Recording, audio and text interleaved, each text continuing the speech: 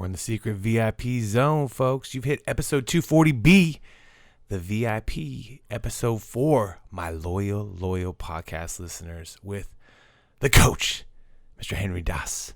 Do you want to get your business to the next level? Do you want to get over those pitfalls? And someone that knows how to do this better than ever is the guest that I have coming up for you right now, with proving millions of dollars in success into his clients and entrepreneurs and business owners. Check this episode out. You will not regret it. Welcome to the Be Real Show with Travis Too Tall and Huff, where we talk about life, dreams, social media, and business.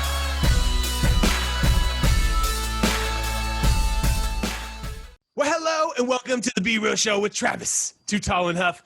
You know your boy is always fired up, and me and Henry, we had a great chat before the show. But after this show, I think you're going to want to think about your investments. I think you're going to want to think about the knowledge that you have in your life. If you're trying to scale up your business, if you're trying to get to that next level, most importantly, with avoiding all the classic bullshit. So I'm really excited to get into that. I'm pumped to bring you guys our featured guest today, Mr. Henry Daas. Henry, are you ready to be real? I am ready to be real. Thank you so much for having me. Absolutely. You started your first business in 1991. I did. Installing, servicing, and financing computers. Yep. From then, it's been obviously a journey of a lot of different things in e-commerce, finance, real estate, consumer products, etc. And then a whole bunch of stuff. You found your sweet spot, not only with self-publishing your own book, but then also helping train and help people basically learn more about not only their money, curating their business, how to make more money in business, and then in your own personal life for fun, like we were talking about cards in the sports hobby and things like that. But you also do a lot of cool things, like you write screenplays, you play golf, you travel. Obviously, when not within the lockdown, of course. Not traveling much now, but I played golf yesterday, and I played golf, I'm ashamed to admit, the day before. But hey, man's got to live. Absolutely. Yeah. And it's a naturally social distance sport. So golf is a good one. Golf was a good one that I think that, it's outside, It's outside. You can't have get distance. Some fresh air. Give a fist pump if you do a good thing. You're not hugging anybody too close. Golf games maybe changed a little bit as far as when you're playing with buddies, but absolutely agree with you. I mean, it can be done in a safe way. And I think that, sure, like you said, you're the master of your own domain. So whatever you do right now, folks, you need to lean into that more. No doubt. Because we aren't able to travel. We aren't able to do certain things. And so these things we can't control, lean into the things you can control. So when you started your first business in 1991, which is, many moons ago, obviously. Almost 30 years ago. 30 years. So you have over 30 years of business. You helped, obviously, you're helping install financing of computers into corporations, which is... We started as a Apple value-added reseller. Gotcha. So for those people who don't have the historical context, computers when personal computers first arrived in the 70s and worked their way through the 80s, you had CompUSA, you had Computer World. If you wanted to buy a computer, you had to go to a store to get it, but there were no Apple stores. Right. So Apple had a whole bunch of different reseller programs. So Computer World, sort of like today where Costco and Best Buy are authorized Apple resellers, back then is a bunch of companies that don't exist anymore. But then they had the little guys like us who were the quote, I'm making air quotes here, value-added reseller. People say, what's your value add? And I would say, me.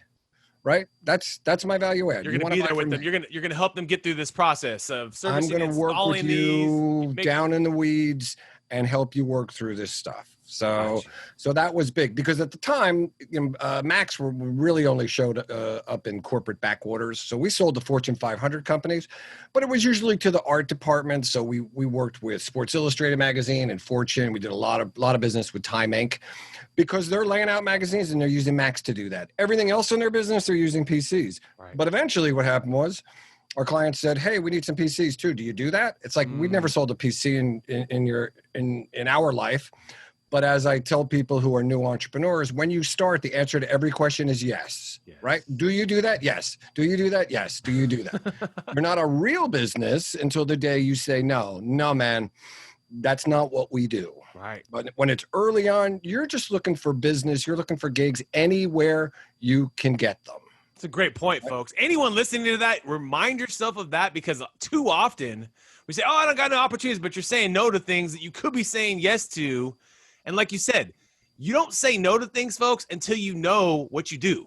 Like, no, I'm a doctor. I don't do car. I don't fix car. Yeah, I don't change the oil in a car. Right. I'm a doctor. You come to me. Someone's going to pay me $50 to change their oil, and I need $50, and it takes me 50 minutes because I have the skills.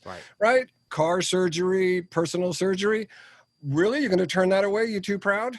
Eventually, you have to get to the point where you have to put some blinders on and say, no, this is what we do. We do search engine optimization, right? Yes. We don't build websites. And I know people who've said that. We used to build websites.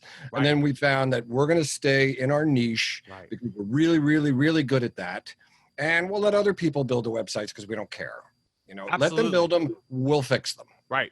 Yeah. I mean, because at some point, like you said, you find that sweet spot in your business, in your life, where you just enjoy it. It's bringing you not only monetary success, but it's also bringing you the rewards of your client's success and bringing you joy. The joy, the joy that we all have to find in entrepreneurship for ourselves. Sure. And some people right now are going to have to refine that because maybe we're losing our business in a certain industry, and you're going to have to do something else in a different industry. You know, you're going to have to pivot, right? Somebody moved your cheese, like the Spencer Johnson book, right? I mean, COVID came along. It was a black swan event. Really, no one's to blame. I don't care what the popular press wants to say about China and this and that and the other thing. You want to blame anybody? Blame Mother Nature. And Mother Nature is sending us really, really strong messages. I don't want to digress too far, that we're just continuously annoying. Wildfires. You're in California, right? I was out in Utah. I drove through Wyoming to bring my son back to school. It's like, where'd all this smoke come from? Oh, it came from Colorado because they're having fires too. Right? Hurricanes in the Gulf, you know, locusts, boils and spores, or whatever it is. It's nature is telling us something. We need to listen, right? Same thing in your business. Your clients, the world is telling you something. Hey, dude, you can't continue to operate. You've got to pivot or you're going to perish. Such a smart point.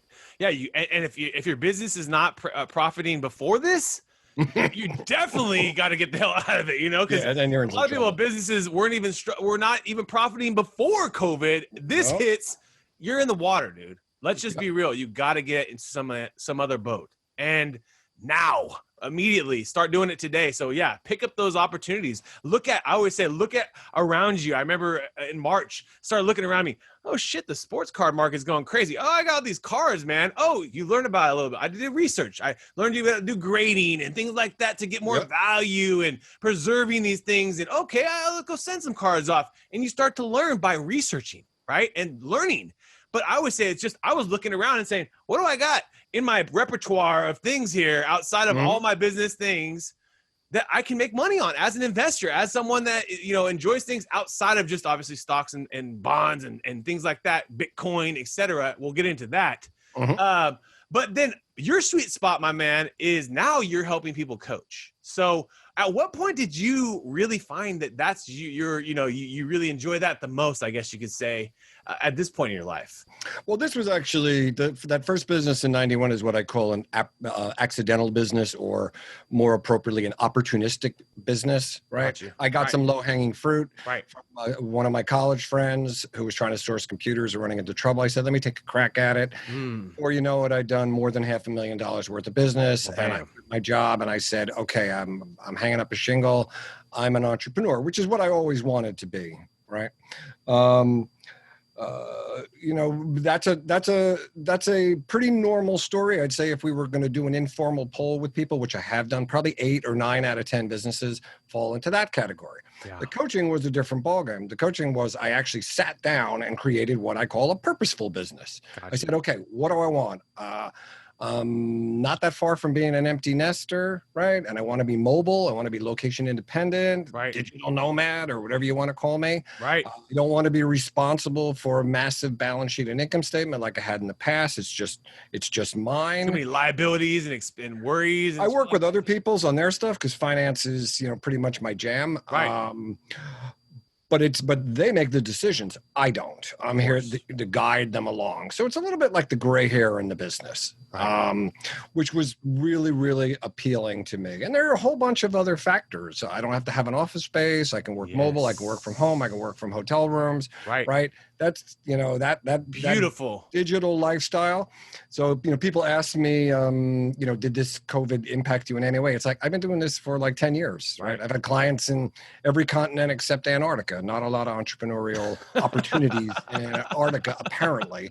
So maybe one day. Maybe there's one out there right now. Maybe there's one out there. That's a little too nichey. As much as there are riches and niches, as they say, that's a little too nichey, even for me. So, but no, that's very true. I mean, I feel the same way. I've been running our business for 11 years, and pretty much, like you said, with the ability to work from wherever. And my father, who has a big office, has a staff, and has right now staff members that aren't willing to come into the office to work because they're feeling of their immunity or whatever. Still working successfully, but working at home. And he's actually finding the joy of working from home, because he told me a few days ago, dude, I can work from anywhere. I said, Dad, yeah. He's like, all I got to do is find some sort of, he has to have 2 screens because he's in accounting. So he prefers 2 screens. I said, Dad, find some sort of portable screen you can bring with you in your suitcase. There's got to be something on Amazon. Well, you see the screens behind me. I got one machine with 3 screens and one machine with 5. Right. And I got one over there with 4 screens and one over on the other side with 3 screens. Exactly. So I'm a little bit of a screenaholic, but that's how I work. Yeah. I can't it's true. work on a laptop. Right. So you got to find that balance. If it means bringing a screen with you on the road to find that balance, still can be very productive on the road if you have a decent Wi-Fi connection, and you can have the discipline. I think that's the one thing that it creates with working from wherever is just have the discipline. Wake up in the morning, do a little work, enjoy Paris for the rest of the day. At the end of the day, when everyone's closing down, just check emails, check your work, see whatever you got to do to run your business, to operate. Check on your staff, whatever, but you still can actually operate a business anywhere. And where everyone's finding out that today, we're with Zoom and with the COVID, unfortunately, some businesses have really found, hey, we can operate without these big office spaces and commercial businesses, leases, which take up our biggest expense next to payroll. Right. It's actually, I'm writing, I write a bi-monthly, something I call the Daas FQ update. So twice a month I put that out.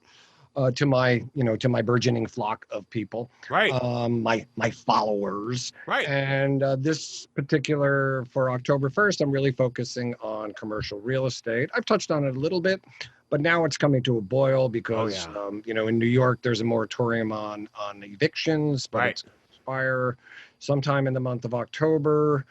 So there's unintended consequences. While it might be liberating and it might be great for businesses to no longer pay rent, and I had a space in New York City for 15 years with a substantial rent. Right. In fact, I'm going to interview my former landlord to talk to him about his current travails, because he owns a whole bunch of businesses in Manhattan, and Manhattan's a ghost town now. And he's been killing it for so long that, you can't feel bad for the guy. Let's just be real. He's done so well. Probably. I mean, I don't want to be too glib and call it a first world problem. Right. But being a commercial landlord in New York City, if you've got the cash flow for it. I mean, it's had multiple down cycles. I can attest to that. I remember 2003 when after the dot bomb, we were re-upping our lease for 5 years, and he called me up and said, hey, what do you want to do? I said, can we just keep the rent where it is? I mean, I didn't have the heart to handle him down, even though I probably could have. And he kind of exhaled and said, yeah, sure, whatever. Yeah. Right. So he can check off. All right, good. That 3,000 square feet I know are rented for the next 5 years. Right. I can exhale and go to the next one. So they don't have it necessarily on easy street. Oh no, yeah, it's property. It's tough. They're gonna go through a shit show, man. And they are. The point is, they should have been prepared in some way, just like all of us, right? Having that financial mindset, having that financial plan, and that's kind of leads me into my next question. If you don't got your money right, baby, you're really gonna find it out right now, And so, no matter how much money you got coming in, my dad always told me, you make $100, but you spend $99.99, you're broke, baby. and so you know what I mean? And so it basically is one of those things that, we're all finding out that it doesn't matter how much is coming in the door. If you got that much going out the other side of the door and you don't have your finances right, you're not going to be in business, or you're not going to be successful coming out of this thing for sure. You know, there's 50 million American households that live hand to mouth. That basically means that they get their paycheck and it's gone by time the next paycheck comes. They don't have enough money. There's an old saying that if you got $10 in your pocket, you have a higher net worth than 25% of America. We could go down a whole rabbit hole about the imbalance, and I covered that last month, even though I covered it in my book as well. Although I tried to kind of tiptoe around it because I don't want to get too deep into the mud on politics. I like to think of politics and money as the null set. Right now, you look at it and say it comes down to one word: leverage. Right. So the landlords who are leveraged to the eyeballs. Who are playing that super high risk, super high reward game, they are going to be in for a world of hurt. Those that are properly leveraged will be able to weather through the storm. And those who are totally deleveraged and maybe sitting on a pile of cash, make some money. They are going to go out there and they are going to be scooping up bargains for nickels and dimes on the dollar. And those are the guys you want to be. Now, I'm not talking about being predatory because there's an ick factor to the idea of buying distress. A lot of people don't like that. These are families we're talking about, people, children. I get that. But at some point in time, that stuff has to be absorbed back into the system. It just does. I don't want to go down to be cavalier and say, well, if I don't do it, somebody else is going to do it. When you put your pillow down, when you put your head down on the pillow at night, you got to be able to sleep well thinking that I'm following, my code, my personal code. So true. And everyone's different. Everyone is different. Everybody is different. But it's so true. I mean, you got to focus on how to either make more money or spend less money. It's like, it's one of two things. In some ways, and then also you got to also analyze your time, folks, because where am I spending my time? Well, time is huge. And I talk about that. I have something that I call the 100-hour rule. So basically, there's 168 hours in a week. And after you take out sleep and eating and brushing your teeth and using the bathroom and all all the necessary biological functions, right? That leaves you with 100 round hours. Gotcha. And so if you're commuting 40 hours, if you're working 40 hours and commuting 10 hours a week, you're spending half your life working to make the money for you to live the other half of your life. That's right? Crazy. So time is that one asset that you're just never going to get back. So you have to be conscious of that. The older I get, the more conscious I am about it. Right. So if somebody calls me up and says, you want to go play golf, which one of my buddies did, and I'm like weighing it out. It's like, hey, there's an opportunity. I can go do something social with friends of mine. Let's do that. Right. Because I'm not going to get a do-over. Yeah, exactly. And then you'll always have time to work. It's like always have time. You can always find more time to work another day. Hey, I'm working right now. Exactly, it's Saturday morning. Exactly. You're working. I'm working. I got to go take care of my daughter after this too. The point in life is that is the joy of it too, folks. Absolutely. So when people are coming to you right now, Henry, what are they asking? What is the big concern, or what is their big tackling that we need to do right now in 2020? What is the thing that I need to get over this? I need to move past this. So when this hit back in March, I made a decision to open my coaching practice up for April, May, and June, free of charge to anyone. Oh, wow. I put it out on my networks. I had 87 half-hour calls with like 50-something people. I had more than one call with several people. Right. And the number one question that I asked them, because everybody was in a panic, it was all very new then. It's not quite as new right now. We're past that panic and shock phase. Right. And the number one question I ask is, look, if this thing drags on to the end of next year, are you going to be okay personally? Are your kids going to be fed? Is your mortgage going to be paid? You're not going to be out on the street, all of those things. And universally, and I tend to take people at face value. If you tell me it's true, I'm going to believe that it's true. Right. Universally, they had that covered. They were taking care of that. Because if you don't have that, you can't do anything else. Your mind will be completely clouded and preoccupied. So true. Right. If you're a squirrel, what does a squirrel do all day? All it's doing is looking for its next meal, right? So if you're in that situation, squirrels don't work because all they do is spend their time looking for their next meal. So you don't want to be in that kind of situation. So I was gratified to hear that people had that taken care of. But they still had businesses that might have been doing 30,000 MRR, and then it went to zero. I mean, literally went to zero, fell off a cliff. And so there's that shock factor. And then you've got to sort of pick yourself up by the bootstraps and say, okay, what do I have? Right? That's where we do kind of a, an inventory of core competencies, for the lack of a better term. Right. Figuring out all right. So the car crashed. Well, what can I salvage? Right. Is the engine any good, or the tires lights, any good? We're gonna have to strip everything out. It's funny. I was watching this documentary called Following Seas. It's a really interesting thing on Netflix about these people back in the 70s who sailed. I think they were the first people to circumnavigate Antarctica in a sailboat. Wow. They got shipwrecked, and they've got cameras with them, and they're filming it. They literally got shipwrecked. The boat sank. And they thought they were on a deserted island, but it turned out that there were two other guys there. So what's the first thing that they did? Let's go salvage everything that we can. They salvaged the engine. Think about that, a waterlogged diesel engine. Wow. And they salvaged it out of there. They jury-rigged up a pulley system, and they pulled it out of the water. That's what you do. And that's metaphorically, that's kind of what you have to do if your business has really gotten killed by this. You gotta figure out, what are we going to be able to salvage, and how can we pivot to something that the world wants? Right. Yeah. I mean, I think that's the true sip of water, if you want to call it, or the reality that we all have to take in our businesses. I know some of my clients, they're completely at zero. I mean, thankfully, our business hasn't gone to zero. We are at one point 50% down. I would say now we're probably 30% down of where we were last year. And we're still just grinding, trying to get new customers, helping people, et cetera. But we have certain categories of business that are completely closed. And we don't see them coming back till next year. So we're giving our services right now, folks, for free to them to hopefully get them through next year, and then next year, hopefully we'll get back to normal. I mean, it is, like you said. I think we're actually looking at a few years, 2022. Yeah, I know. My wife said that too. I think next year is a shit show.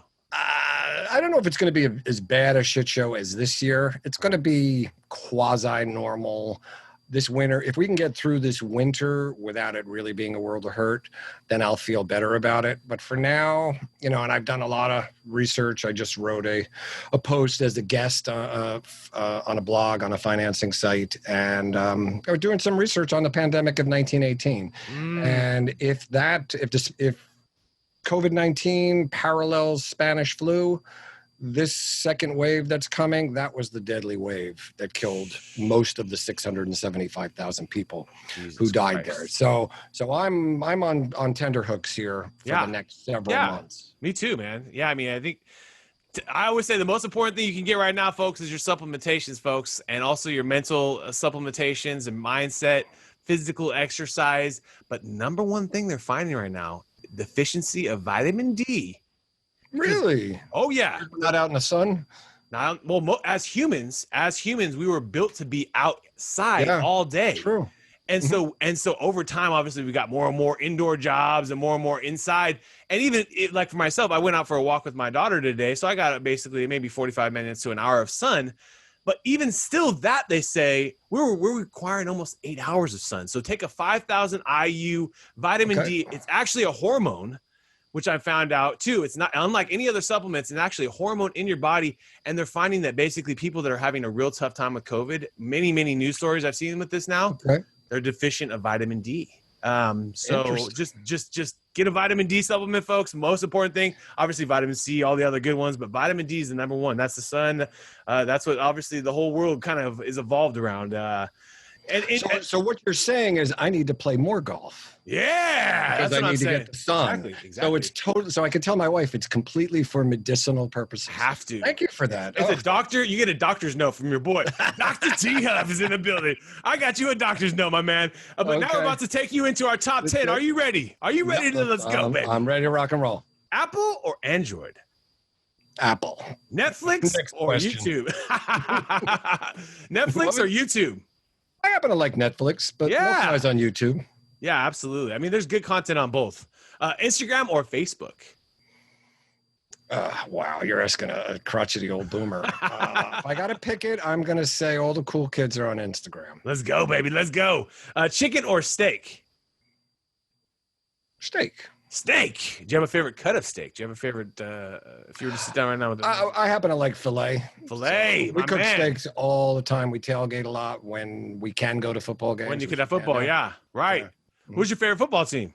I'm a New York Giants season ticket holder. Heck Don't yeah. remind me on how awful we are. Okay, Hey, we've won a couple of Super Bowls, just not lately. Of course, man. Hey, dude, I haven't won. I'm a Cowboys fan. You might see above us, so we're man. Why didn't you bury the lead? Why didn't you tell me that at the beginning? I wouldn't have been so nice. But dude, it's been 23 years since we won a Super Bowl, so it's been many years. You guys have. You're perpetually 8-8. So exactly. So we suck. You're mediocre, which is worse. And we get all the hype about it. We're gonna win the Super Bowl this year. Never happened. America's team, baby. 23 years, man. A laptop or a smartphone? Laptop. Laptop. Spotify or Pandora when you think about music, podcasts? Pandora. Pandora. Movies or video games? Movies. Movies. Reading books or listening to books? Reading books. Love it. Stocks or real estate when you're thinking about investing? Made a lot of money in real estate, but no, stocks have liquidity. That's the easiest thing about stocks is you can just say sell, boom. Yep, tomorrow the money's coming back. You don't have to worry about where the real estate agent is, where this and that is. You said it. Oceans or lakes? Oceans. Oceans. If you could get on a plane right now and go any ocean in the world, where would it be? Probably the Mediterranean, which is not technically an ocean. It's more of a sea. Beautiful. But yeah, I happen to love Greece and Italy and all that. Oh my God, yes. We did the Greek Isles last summer. It was really unbelievable. Special. Spectacular. Something gonna be really nice when the gratitude we'll have when we can go back and enjoy these things that we want to explore, and we'll be like, so it's going to be huge pent up demand for the hospitality and the real and travel, airline business and stuff, but probably not for a little while. For a few years, yeah. I think you're right. I think you're absolutely right. There's a certain piece of people that just don't care, and they're on them now. Hey, no worries. They're seeing the tickets go up as far as the tickers amount of people flying. But I flew back from Salt Lake City about a month ago. Yeah, and, it's keeping the things pretty plain. They're keeping them pretty clean these days. They were pretty spotless. Yeah, they were. Yeah. That's the one good thing I could say out of all the things I see, out of all this too, is we're going to be sure as hell a lot more cleanly as a society, which hopefully makes us less getting sick from the other stuff, flus and all that. The first time I walked into a store, early in the probably back in May or so, I was hunkered down. I'm a type 2 diabetic, so it's like I gotta avoid. But I went to fill my scripts, and I walked into one of these big box stores, and that was the first thing I noticed. I said, "Oh my God, this spraying is down everything. Cleanest. This is 10 times cleaner than my house." Right. I mean, that was shocking. So they're putting the work in. Oh yeah, the hotels guys are they stayed in hotels. They're shampooing the carpets before each guest. They're shampooing carpets in some of the. They had a seal on the door because I drove my son back to school in Salt Lake City, like 2,200 miles.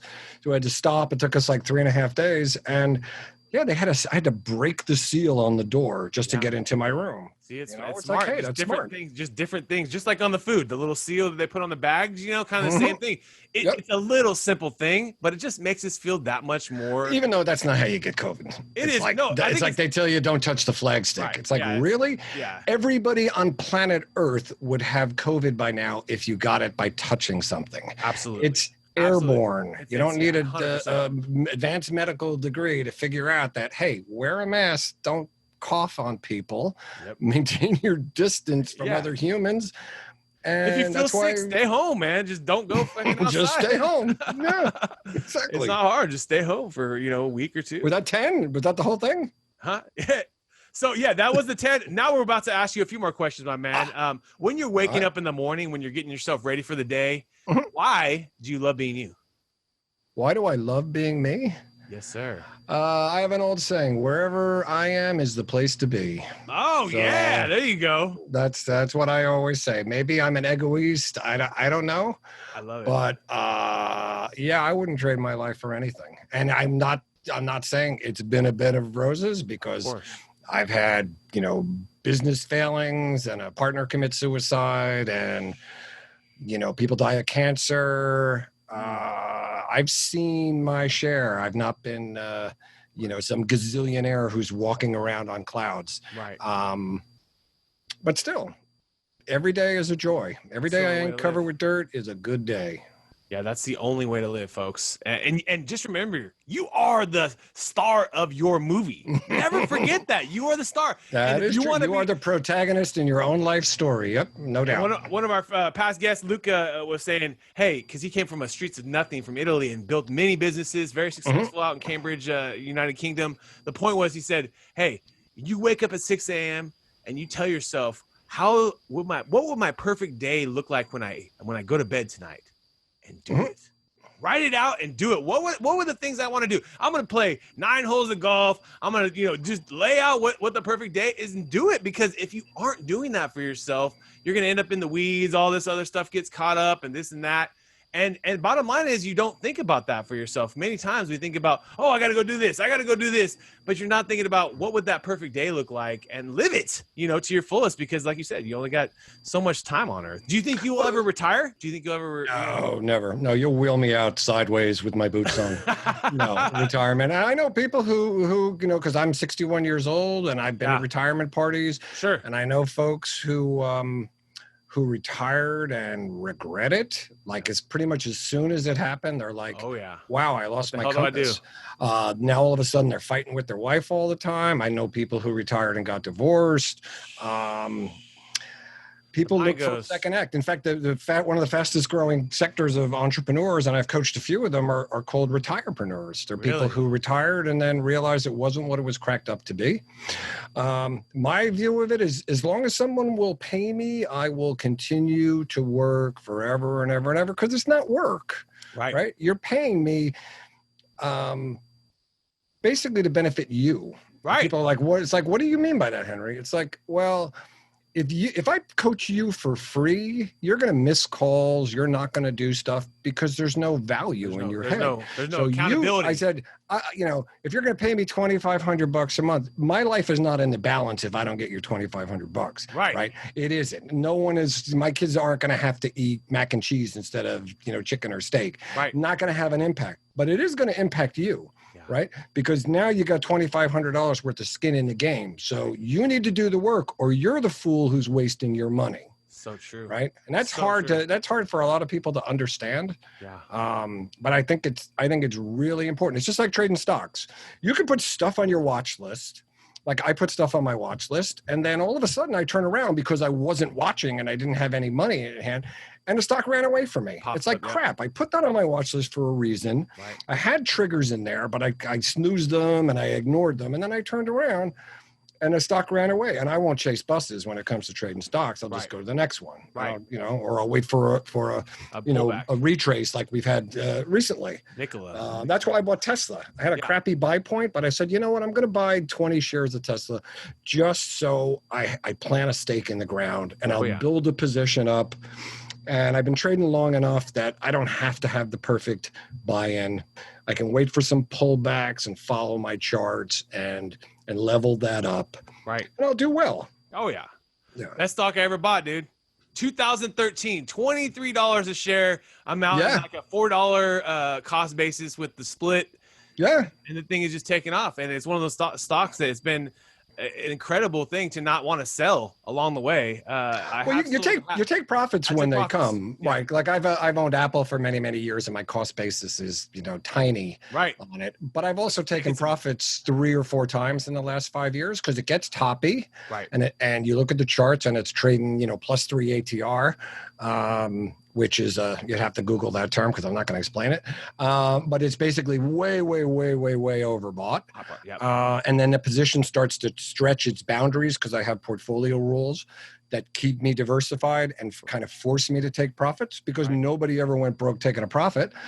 And I just take the money off the table. You want to de-risk? Go to cash. Easiest way to de-risk. Yeah. Not rocket science. Right. I always say take 10%. It's that easy. Just sell 10% at least, take out the money you put into it. At the my favorite thing to tell an investor, a young investor that's never put money into it, and you made money now. You 5x your money.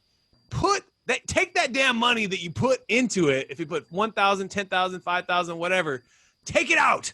And take it back and put it back in your bank. Then you're rolling with the house's money in a lot of ways. Right, but here I'm gonna push back on that. Tell me that. I'm gonna tell you this: there ain't no house. Right. It's all your It's money. all your money. Yeah. So if you have a mental bank account, which makes you feel better, that you took out what was your principal, that's great. Knock yourself out. But remember, every nickel that you invested, whether you put it in or whether you earned it, is now your money. Absolutely. Treat Great it points. as such. Great points. Love that. But just remember this, folks. You just, like you said, you never go broke taking some money off the top. I would say, skim that latte out the top, baby. Take that little cream and enjoy it. And then when you have downtime, you're like, oh, I did pretty good. I did not bad. And then you can take that money if you believe in that company and buy it at cheaper prices, or buy a new company. Maybe there's always looking for new things to invest in. New companies, new tons of new. I have favorite sectors. I rebalanced back in March with this huge dip, and I put a little more into tech, and I got out of some of the sort of the stodgy dividend payers that I like to, which have recovered okay. Right. But I'm always in pharma. I've been in pharma for probably 40 years. Oh yeah. And I'm always Very overweight pharma because. They make a lot of money and they're not as well regulated as they should be. So same thing with like Facebook. I don't particularly care for Facebook, and I think their upper management is pretty odious, but they print money. And so why am I buying it? Am I trying to save the world, or am I trying to make some money? I know can be a little jarring for people. If it doesn't fit your personal code, you have to ask yourself, you know what? I can't in good conscience buy this thing because I detest what they stand for. Right. These are difficult decisions that you have to make as an investor. Yeah. And I think that's a good point. Not only should you invest in companies that you really like and know, kind of the Warren Buffett model, which I think is it's proven to work because it's the stuff that's coming out of your bank account. Buy the stuff that's coming out of your bank account. Whoever's charging you money, buy those companies. Is that simple. And then if you're looking for something new, where's the world going? Where are we going? Is it going are we going backwards? Are we going buying Sears? Are we buying something that's new? Amazon, whatever. Bottom line is there's a new provider out there. And obviously with the IPO process and these direct listings and the fact that people don't have to pay fees, when you buy something nowadays, whether you're on Robinhood, E-Trade, et cetera, there's really no. Oh yeah. I'm old enough to remember the days where the commission was $50 to get in and $50 to get out. If you bought less than a round lot, 100 round shares, you were charged. Now, this is back when there was fractions. You were charged an eighth of a point. Wow. I mean, an eighth is 12 and a half cents. Wow. That's called a just because fee. Why do they charge it? Just because they can. I worked for the company SIAC that built all the computer systems for the stock exchanges. I was a programmer. Those trades were just routed through a different system. Yeah. There was absolutely no reason to charge you an odd lot fee. It had no impact on it. They didn't care. Something that had been around for decades, and they're just making money. Now they give it away for free because they're making it somewhere else. Right. Yeah, they're making margin. They're doing other things on you. Exactly. They're trying to do other things with your account. Robinhood's done a great job of even turning these accounts almost into a bank account where they're giving you a card. You can put processes on there. You can charge things on your Robinhood with your cash balance that you have with them. When you're getting your day going, Henry, do you have a specific routine throughout your day? Mm-hmm. How do you get your day going? I do pretty much the first thing I look at in the morning and the last thing I look at before I go to bed is the futures. Oh, okay. Futures. Love it. I actually go to FinViz, which is a really nice site, which will give you a heat map of pretty much everything from the futures to currencies to commodities to oil to gold. Gives it all in a nice little heat map. So I know pretty much when I go to bed which way the market's going to open the following morning. Every once in a while, I'm surprised. It may show it up, and then I get up in the morning and it's down. And then I have a routine that I follow that I laid out in my book, which is my market homework that I do. So I look at the futures, the euro. I look at something called the Baltic Dry Index. I look at a bunch of charts. When I first started doing it many, many years ago, it might have taken me 20 minutes. Now it takes me about 3 or 4. And I fill it in manually. I go to all the sites. I fill it in manually. I look at briefing.com to see what kind of stuff is coming out. But by now, I already know what the reports are. If it's Thursday, it's unemployment, Right. Right. Right. If it's I don't know, the second Wednesday, it's Michigan sentiment. You kind of learn the routine, and you learn what moves markets and what doesn't move markets. Right. And then I put my big chart thing, which you can probably see behind me if you're watching the video. Absolutely. Which shows multiple portfolios, and that's up all day long. Wow. So even though I might not be trading it, it's up all day. If I'm doing coaching calls, I'm ignoring it, but then I get off the call and I'll go. I can just look across the room and sort of see which way the market is moving. And, I don't trade. There's an old saying, there's Jesse Livermore, the famous boy plunger, who was a legendary trader, gained and lost fortunes. He said, there's the time to go long, there's the time to go short, and there's the time to go fishing. And most professional traders, if you're not a day trader or a scalp trader, if you're more of a position trader like me, you spend a lot of time fishing. In my case, I spend a lot of time golfing. Yeah. Because there's nothing to do. I mean, what are you going to do? You're kind of trading extremes. So when a market is just kind of moving along in a slow and steady direction, either up or down, right? Unless you want us do a scalp trade, which is a short term, get in and wait a couple days. Quick. I'm not talking day trading. Day trading is for young people. Right. That's a week S&P minis. Yeah. Well, that's it. And that would be like S&P minis where you wouldn't hold them overnight. You'd go long in the morning and cash out in the afternoon. If you made a profit, great. If you made a loss, you book the loss and you move on. You don't hold it overnight. I don't do that. I'll do occasional little swing trades where I'm trying to, if there's something like really obvious that lands in my lap, but I'm not always looking for it because I'm doing other stuff. Yeah. Doing coaching calls, I'm writing. Right. You're going to miss something. You're going to miss something. Doing podcasts. You got a lot of different things you're doing. I mean, there's nothing you can. Got to stay busy. On another podcast, they asked me, what's my perfect day? It's like, I don't have one because every day is different. And I like that. I don't, as much as I'm an engineer and I'm structured and I like a certain level of predictability, I also like to just kind of go like a sailor, whichever way the wind is blowing. Let's see what we're going to see. It's an adventure. It's true. Right? And that's a fun way of looking at it too. When you look at life, whether you're sitting in a line, whether you're on a podcast, whatever you're doing, this is part of your adventure. Funny thing is it takes a lot of planning in order to be able to go which way the wind blows. If anyone who's ever sailed, and I've done a lot of it, knows that's absolutely the case. You don't just hop in the boat and go, because you might find yourself 100 miles offshore and say to yourself, you know what? We forgot to bring provisions. What are we going to eat? How are we going to get back? How are we going to get back? Yeah. Another problem too. Oh man. During this year of 2020, the crazy year, has there been something you wanted to master or you're mastering right now, working at, trying to learn to get better at?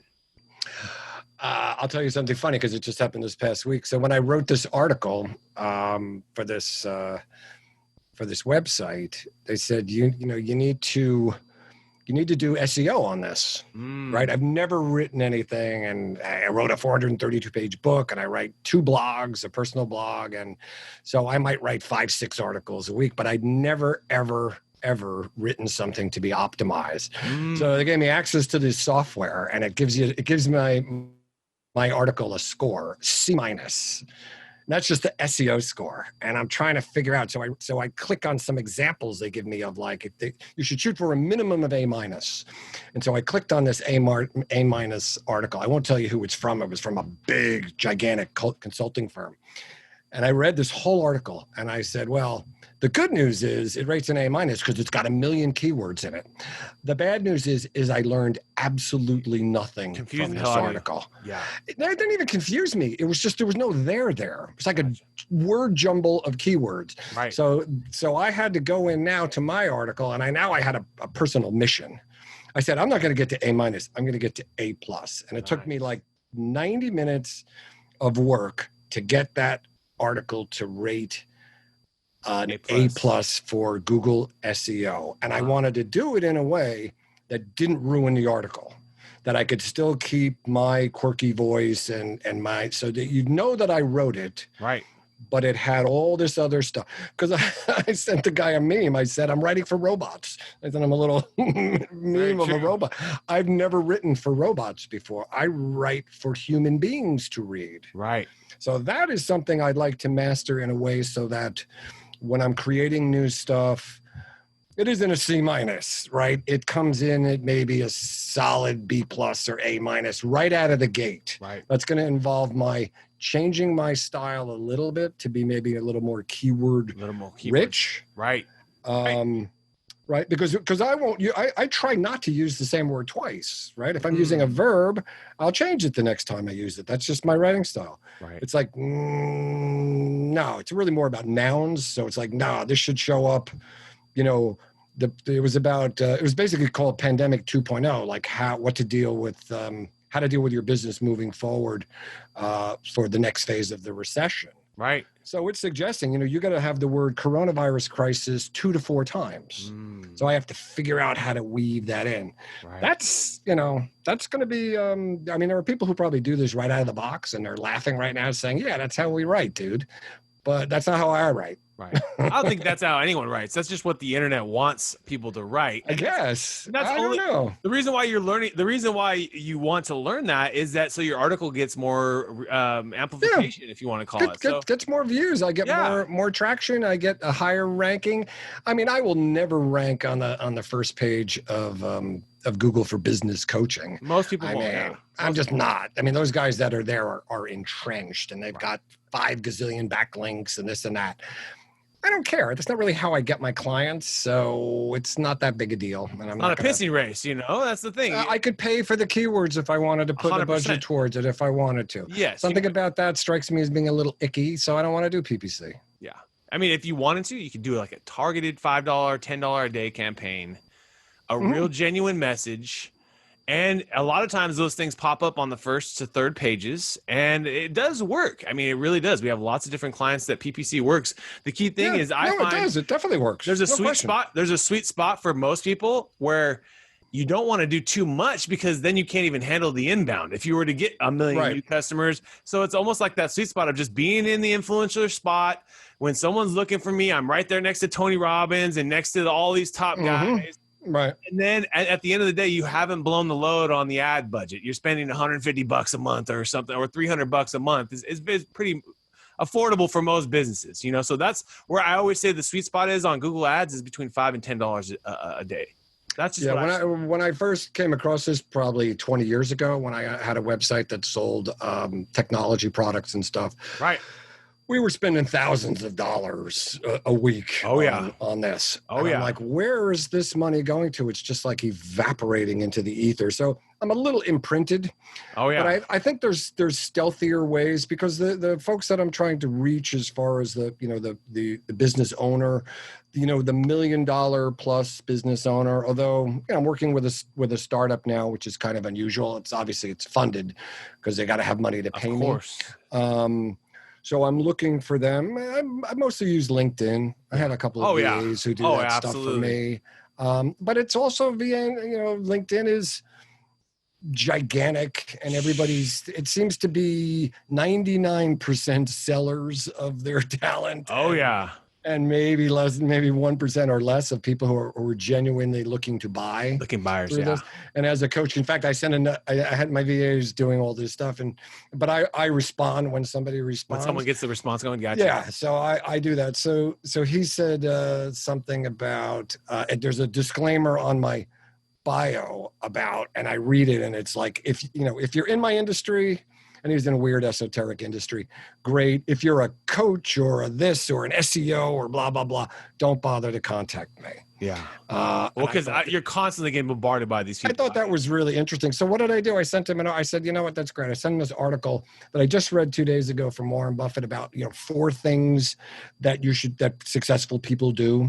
And the 4th one was say no. Right? Yep. And I just sent it to him. He read it and said, yeah, number 4 works for me.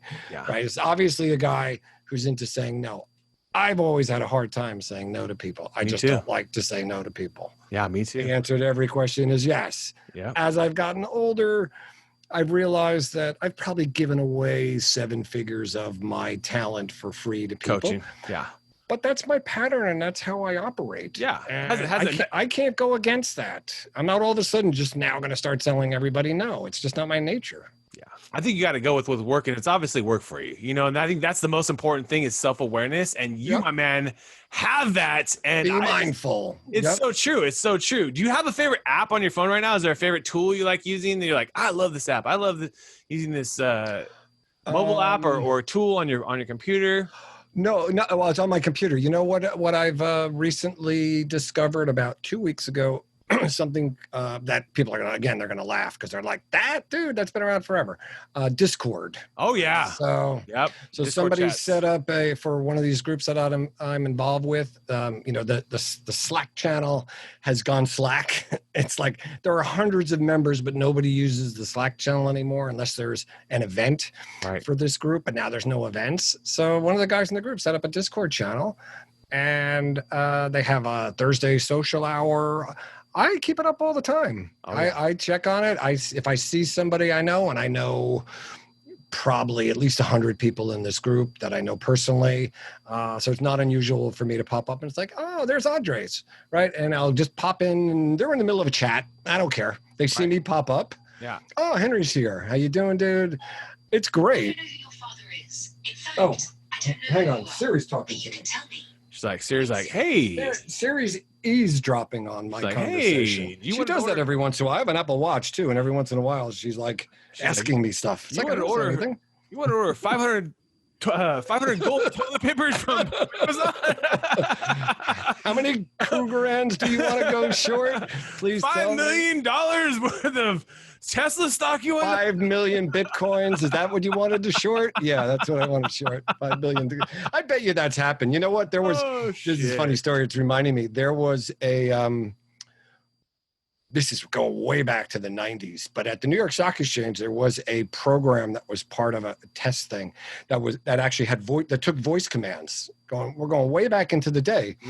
And a trader was leaving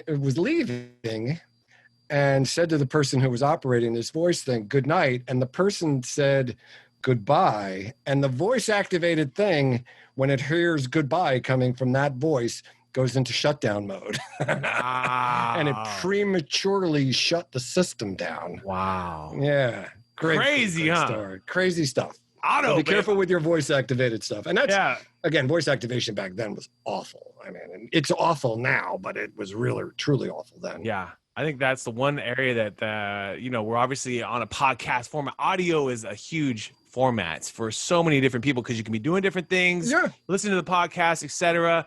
And then I think it's just a great way to educate and use for the future. I think we're going to be doing more things with voices and series and things like that. I really appreciate your story, my man. We got into the slabs. We got into, your Roberto Clemente collection and your incredible, RC collection. Yep. Absolutely. Life of stories, as well as also what you're doing for people, man. I think more and more people need a coach like you that's willing to cut through all the BS, get to what's really working, push you to beyond your limits. And right now, folks, is the time to lean into these type of things. Right now is the time to get a coach in your corner to make you better, pivot your business, etc., teach you about the markets.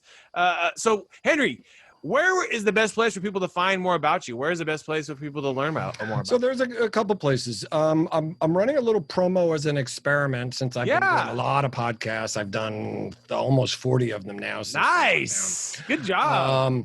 So I set something up. You can go to the URL podcast.dasknowledge.com, and Daas is DAAS, 2 A's, 1 S. Although I also own DASS because people misspell my name. So if you go podcast.dasknowledge.com, you can get you can sign up for a free month of coaching from me. We'll either talk about entrepreneurship, we'll talk about money.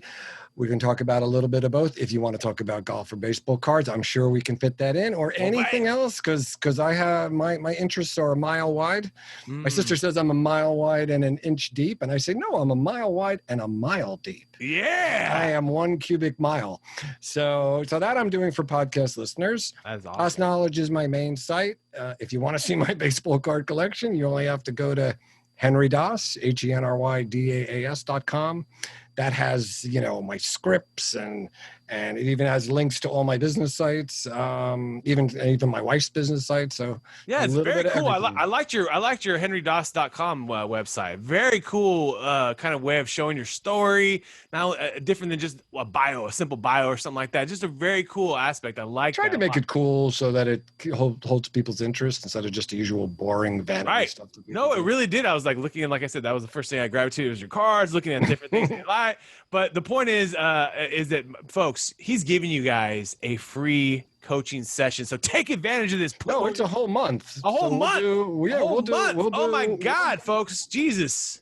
We'll do 4 weeks. Yeah, when I give, I give. I'm not chintzy. You guys got to take advantage of this, man. Podcast.com, podcast.daas.com. You got it. We'll put it in the show notes. We'll definitely put it in the show notes, folks. You got to click that, baby. Click that and take advantage of that. Folks, you've been hanging out with Henry, Daas, and Travis, Too Tall and Huff. We want to thank you again so much for your time today, and let's keep being real.